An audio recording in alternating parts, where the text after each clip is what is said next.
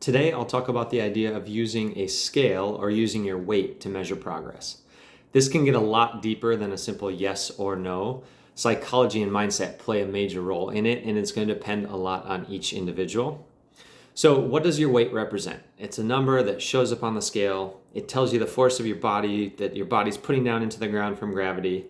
Despite what your brain's telling you, it is not a measurement of your worth, your effort, you as a person, or even a good measurement of health if you're not also taking into account other factors. So just realize it's a number that shows up on a display, and that's it.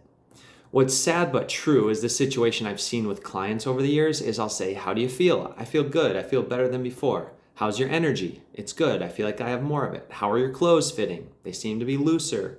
How's your strength? I feel stronger. And from my perspective as their coach, their weights are going up. They're getting a lot better in the gym. I ask, how was your last doctor's appointment? It was good. She told me my cholesterol's lower and my blood pressure's down. Great. This is all fantastic. Everything's coming together. But then they say, oh, I'm up a few pounds, so I suck and I'm ready to give up. So this person's in a terrible mood and really frustrated, and logically it doesn't make sense. Think about that. Your life and your health is better in so many ways, but a number on the scale is enough to ruin your day or your week or potentially even derail your entire journey. So we need to keep things in perspective. You don't have to show anyone else your weight other than maybe your doctor. There's nobody that needs to know. We don't walk around with our weight plastered to our forehead, even though that's how a lot of people seem to think about it. And there are reasons why we do this. It's a very easy number. It's easy. You stand on the scale for a few seconds, you get a number. It's very straightforward. It's like getting a grade in school. You passed or you failed, you won or you lost, you're a good person, you're a bad person. That's not how it should be. That can become a dangerous mindset when it comes to your health. And unfortunately, it's kind of been programmed into us throughout most of our lives. And there are not a lot of negative consequences, both physically and mentally. For some people who can keep more of a detached perspective from their weight, there's nothing inherently wrong with weighing yourself on a regular basis. Even doing it every day, if you're not attaching any emotion or value to it, it won't be harmful. But I don't think the majority of people would benefit from that. There's typically going to be at least some level of emotion attached to that number, which is why it's usually better to measure less frequently, maybe only once a week or twice a month or every other month. If you know it's going to ruin your day, if you see anything that you don't like, you'll want to give yourself more time in between weighing yourself. And part of that's just to give your body time to actually make the changes that it needs to make. We always want to lose 10 pounds in our first week, yet it's not going to happen, and we really don't want it to happen if our goal is long-term sustainability. So is your body weight meaningless? I could probably make the argument that in a lot of ways, yes, it is. But at the same time, it is a metric that can be used in addition to a lot of other metrics to see how your body's changing or improving over time. But I'll go over a few other possible metrics that you can track as well. So body fat percentage can be a really helpful one. This is measuring the percentage of your weight that's coming from fat versus what's coming from not fat, things like bone and connective tissue, muscles, organs, water, and things like that. And your weight can go up because you're holding on to more water, or maybe you've gained a few pounds of muscle, which is great for your metabolism and your ability to control your weight in the long term. But if you're only looking at weight on the scale, you might not realize this and you just assume that you gained fat. So measuring body fat will give you a much more accurate picture of how you're doing when it comes to your goal of achieving fat loss. There's scales, like regular weight scales, that also measure body fat percentage. There's some handheld devices too. They're not incredibly accurate, but they can give you a general ballpark number that can be helpful when looking at long-term trends. There can be a couple percent error, so just keep that in mind. That can leave you feeling unnecessarily frustrated. So it's better to spread out those measurements as well, maybe every few weeks or every few months, but definitely not daily. The less frequent, the better in general with those. And when you are taking the measurements, you'll probably want to do it a few times in a row, get an average number since they can change with each measurement. And you'll also want to do it at the same time each day. So typically first thing in the morning before you eat or drink anything is helpful, and you can see more consistent numbers that way.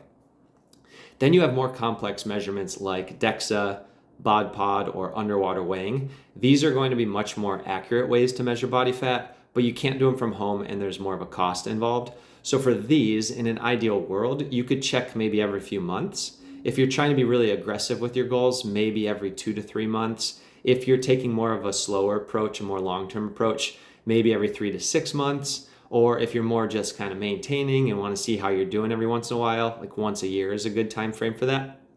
And for cost, as an example, The company that we use for DEXA scans charges $45 a scan. So it's not cheap, but if you're only doing it a few times per year, it can be pretty reasonable for a lot of people. Measuring circumferences can be another option. Super cheap, you get a measuring tape, and a lot of them come with instructions on how to do it yourself too. But if you have somebody that can help you with it, it can be even easier to do it. And then there are some newer apps out there that do a decent job of giving body fat based just off a picture of yourself or a few pictures of yourself. The technology is getting better. I think there's still room for improvement, but I think we're getting pretty close to having some easy and cheap options. So in the near future, that might be a real possibility. And then looking outside of body fat percentage, these are things that are probably even more important, like how do you feel? How's your energy? How do your clothes fit? How's your performance in the gym or riding your bike or running? Are you making improvement with those things? These are things that can help your long-term health, which hopefully is at least one of your goals, to minimize your risk of different diseases and just live a healthier, more physically capable life, rather than hitting 40 or 50 or 60 and needing to spend your whole day in a rocking chair because you didn't take care of your body very well. Another way to think about your goals, since weight is used as a primary goal for so many people, another way to think about choosing goals is choose things that you have control over. Like, I'm going to do strength training 3 times a week for this month, or I'm going to run at least 1 time each week for this month, or I'm going to eat 2 servings of vegetables with every dinner this week. These are behavior-based goals, the types of goals that you actually have more control over. Your weight and your body fat percentage, you are not fully in control of those. And there might be some correlation, but there's a lot of factors outside of your food intake and exercise. Things like water retention, hormone balance, stress levels, inflammation, some of these things that we don't have as much control over, and they might even be completely out of your control. They can affect your weight. So it's not fair to yourself or to your mental health to let those things ruin your mindset and your motivation. So all of this to say, you don't need to avoid body weight or body fat percentage as part of your overall goal, but make sure you at least set other goals that you can control no matter what the scale says or what's going on internally. These are more behavior-based goals that you want to set. Something like, I can get 3 workouts per week for this month. That's a concrete goal. You know if you can achieve it, and then you can be happy and proud of it if you do. You'll know you'll be making progress toward your health if you hit that goal, and it doesn't matter what the scale says.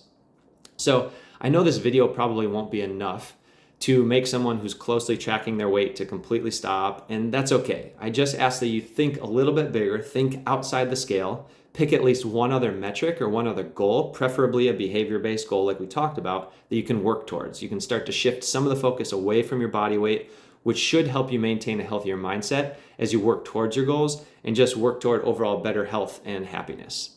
So I hope this was helpful. Feel free to share it with anyone who might benefit. I know there's a lot of people out there who obsess over the scale and that are being harder on themselves than they really need to be. So hopefully this can provide some perspective.